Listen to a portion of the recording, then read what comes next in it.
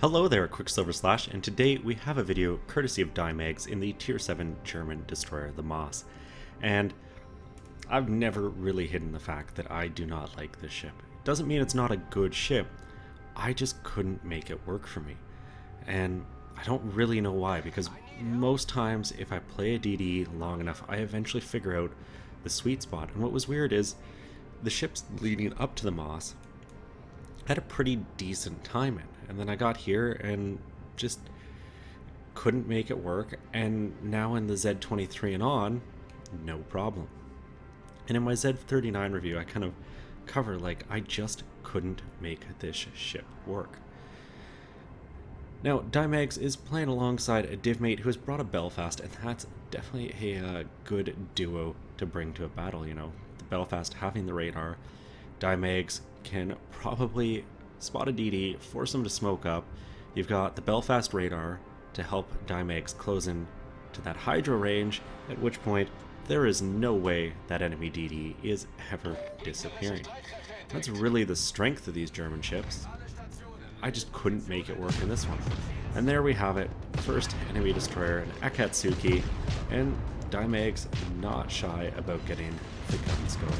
Pops the Hydro right away too, because you know, more than likely, torpedoes are in the water somewhere. You can see Qckslvrslash aiming this way, and kind of as expected, Qckslvrslash pops the smoke, and isn't quite in Hydro range, but clearly, I would have to guess, Buddy in the div got his radar up, and they finished off the ship.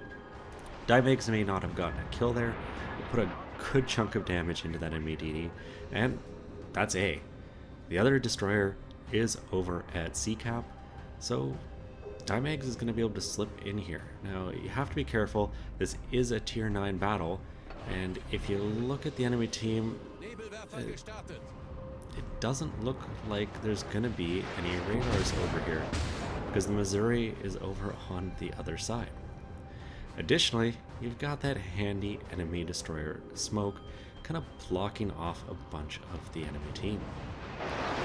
Now there is the worry about aircraft carriers. The second you get into that cap, you know the CV's probably going to try to close, so Dymag has to play a little careful here.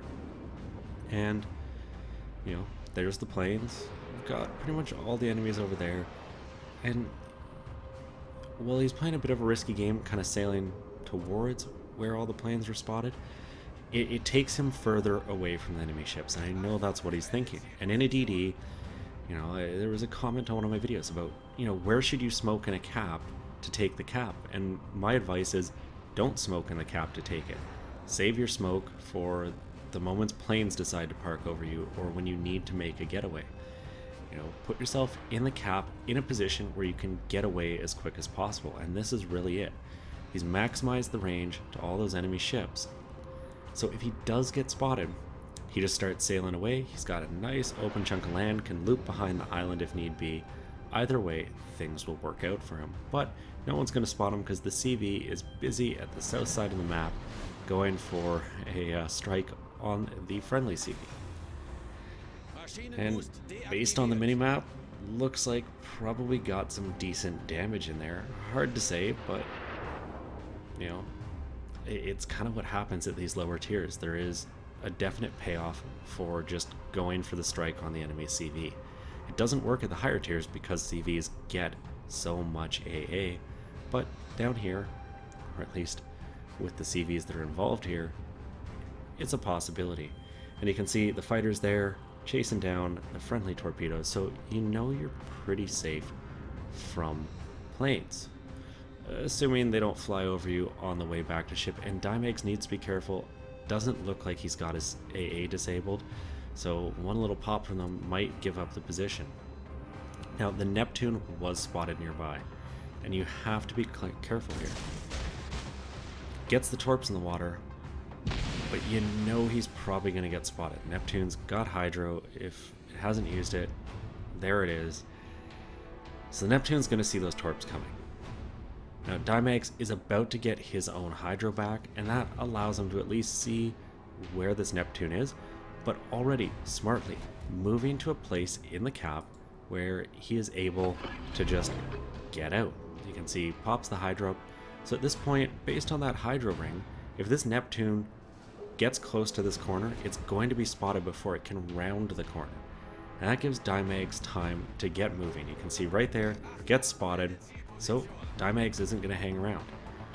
You'd like to try to get the cap, but really not an option, and the Neptune sails into the cap. So Dymags stays close to the shore here, using it for maximum cover, and you can see he isn't just going full speed, he's almost baiting this Neptune around, and you can see why perhaps the friendly Divmate and the Belfast and Gneisenau have turned around. So if he can lure the Neptune out into this channel, the Neptune is caught, pants down, out in the open. That and the torpedoes are almost ready. Now, with the arcs on the Maass, it's gonna be hard to get them off, and it's one of the things I think I disliked about this ship. It was just those torpedo arcs, and I know it's not, you know, unique to the Maass. There's a lot of DDs with some limited arcs, but so many of the German ships just seem to have these amazing torpedo arcs, and then you've got this one that doesn't. Unfortunately, the Neptune, wise to what is going on, turns north. It is not about to go diving through the channel to chase down a DD, and it's a smart play by the Neptune. Unfortunately, Divmate sitting ready for this Neptune. Dymags is as well. He's got his smoke ready, and the hydro on the Neptune is down. So he's able to pop smoke here, and is going to be able to go to town on a broadside Neptune with this German AP. Now the first 4 shells all shatter. Torps are looking half decent, at least the second set is, and it's a good thing because the shells just don't seem to be penetrating. 1 torp, some good damage into the Neptune, and now you got to be thinking about those torps. There they are, single fire, and well, really no danger to Dymags here, but definitely a threat to Animati in the Belfast. And here we go, another hydro is up. It looks like it was the Neptunes, potentially the Yorks. It's hard to say. Dymags backed up and is, you know, maybe out of the Yorks range. I mean, it could have been the Neptunes, and no, it's definitely the Yorks. The Neptune went down, so things worked out there. He got a kill, got some damage. And overall, things are going good for the Allied team right now. They're still up 1 ship, they've got both enemy destroyers, and that is huge in these maps. Well, really, any match. Particularly though, ones we've got a lot of islands, because the DDs have that ability to maneuver and just get into position where they can take the caps, get in close for torpedo strikes. You know, it's not like Ocean where it can actually be difficult to get your torps onto people just because of the range the engagement is at. Islands tend to draw everyone in close. You can see the York there. Looks like he's trying to pull forward, potentially thinking he can get some shots on Dymags, or maybe on the friendly Belfast. Either way though, Dymags has his hydro back up, so he's not going to get caught by any enemy torps, and you can see him speed checking it as he comes around this corner. And an enemy Gneisenau is charging in, so throw all your torps down, and it's time to get moving. The York put some peds in the water, but no problem dodging those just by varying his speed around that island. It basically threw the York off. Okay volley there, finishes off the York, picks up the double strike as all his torps hit the enemy Gneisenau, and that puts a huge dagger into the back of this enemy team. They're going to have a hard time coming back from this. They don't have caps, they really don't have map control. There's not a lot they're going to be able to do. They need some kills, and they need to get into a cap. And you can see 2 top-tier enemy BBs over at sea. So if something's going to happen, that is where it's going to happen. Unfortunately, for the enemy battleships, there's a Fletcher just kind of floating around south of sea. And I can guarantee you that's what's kept them further back this long. Now, friendly cruiser in the cap, probably going to go down, but that's kind of irrelevant, because the Shores is probably going to die. Sails out into the open, see a friendly Iowa, Donskoy, Gneisenau. There's lots of ships with shots at him, and there is a massive hit. Can Dymags finish him off, or is it going to be an ally? Hard to say, but looks like it's going to be Dymags. Picks up a 4th kill, up to 51,000 damage. You know, that last kill wasn't exactly a huge chunk of damage, but you take what you get, and Dymags is up to 4. Tirpitz just around this corner. There's a chance, perhaps, for a Kraken here if he can land a bunch of torpedoes, but it's kind of hard to say. There's the Terp, so target him, put the Torps in the water, pretty much know the Tirpitz is going to turn in, and he's already doing that. You know, you see a DD suddenly pass through an opening near you, you have to start maneuvering. So Dymags led that second volley inside to hopefully catch the Tirpitz.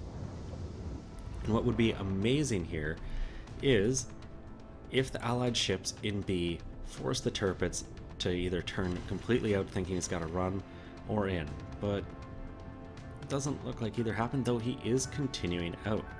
8-2 Torps there, really boosting Dymags damage. He's up to 73,000 now. You can see some Torps going past ahead, so the Tirpitz has dumped at least one of his loads, and he looks to be pushing around the corner to come after Dymags, and he's eating more damage. Divmate in the Belfast, pushing up, chasing down the Tirpitz, and Dymags, hungry for that Kraken, is gonna pull out and start shooting. All he needs to do is get the final volley, and with the hit points on that Tirpitz, it's possible. Sadly, the Iowa over his shoulder is the one to finish him off, really taking away Dymags' main chance at a Kraken. There's still a couple ships left on the enemy team, and they have gotten into sea, and because you know there's no cruisers or anything else over there, the Fletcher has been forced to back off. The enemy CV really has maintained aerial control, and you can see Dymags there throwing a little pot shot at his Divmate. Kind of always fun to do that. I'm waiting for the day I get a replay, and if this happens to you and you're in divs and messing around and you detonate your Divmate, I want to see it. Because I can remember days in tanks where we'd do that, you know, thinking, you know, just ricochet it off the hull, you know, give a scare to a buddy, and accidentally somehow set his engine on fire. Basically screwing him for the game. So I'm sure it's happened where Divmates have accidentally shot each other or think they're playing around, and it happens. Please though, don't go out and start doing this, trying to get a video. I just want something to laugh at. Now with the Missouri out in the cap, Dymags definitely needs to just be cautious of that radar range. It doesn't have a lot of hit points left, and there is a Neptune in play in the area. There's also still a CV somewhere. And the enemy CV really has had control, and you can see the friendly one is finally gone. Now the Gneiss now looks to be charging at this Missouri, so you can assume he was going for a torpedo run. There they are in the water. Will they be enough to take the Missouri out? If you're Dymags, hopefully not. You know, you always want the Kraken. And looks like a couple connect, not enough to finish the Missouri. And Dymags is just putting himself in a place to detect this Neptune and hopefully be able to work him down. The Neptune doing a friendly job of turning broadside on, and I think just from Dymags' earlier experience shooting at the Neptune, he decides, no, I'm going to try HE. And it looks like the Divmate is definitely trying to help out. You can see focusing him down. Dymags was holding this fire, I think just waiting for Neptune's health to go down just a few more ticks. The Missouri gets finished off, so there's not a lot of time left. If you're going to get the Kraken, it's going to be here. Sadly, doesn't get it. But by all measurable accounts, it was a good game. 345,000 credits, 8,600 experience. You got that double strike, 75,000 damage. Mix between Torps and the guns, and well, no Kraken, 4 kills will have to do. And Dymags definitely made this ship work in ways I just consistently couldn't. And that's one of those things with ships, is everyone has different opinions on different ships because everyone's playstyle is a little different. What I want out of a destroyer and, you know, the way I expect it to handle is probably different from someone else. And that's why, you know, everyone kind of has their own favorites as far as ships go. And the most recent example I'd have is the Worcester. There's so many people who think it's useless, and then there's others who think it's the best ship ever. It's somewhere in between. That's the fun thing about this game. You can see, good game for both those div mates there. Top of the team. They put some weight on their back, and they did work. And when you look at who Dymags did damage to and how, you can see there is a good, pretty even split. About 50k with the torps, 20 with the guns, and then fires and floods rounding it off. And, well, took home some good money, 250,000 credits and 8,700 XP. Anyways, thank you Dymags for sending this in. Sorry it took a while to get up during the summer. I'm just not quite as motivated to be inside, and clan battles pretty much eats up the time I'm not trying to swim at the river or something. Anyways, I hope everyone enjoyed this. If you did, please consider giving it a thumbs up or subscribing, and as always, I'm Qckslvrslash. I'll have another one for you all later.